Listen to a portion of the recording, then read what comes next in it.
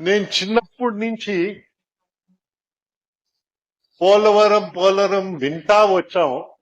అయితే మధ్యలో కాస్త నిరుత్సాహం అయ్యింది. మళ్ళీ ఉత్సాహం వచ్చింది. మళ్ళీ ఆ ఉత్సాహంతో చిగిరింది ఆశ. మన జీవితాల్లో దీన్ని చూడగలుగుతామని. 100% లిటరేట్ స్టేట్ గోవా. అయ్యా, ఆంధ్రప్రదేశ్ 100% లిటరేట్ స్టేట్ రావాలా? ఎంత టైం? లోకేష్ గారు ఈరోజు మీ అందరి ముందర అన్నారు, 3 సంవత్సరాల్లో వెళ్లే ముందర అది కూడా చూస్తామని.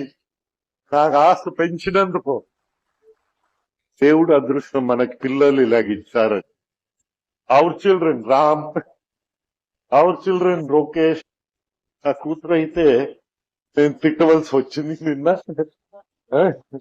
కానీ మాలో ఆనందం పెరుగుతుంది. మా పిల్లలు నాకు పరిగెత్తగలుగుతున్నారు.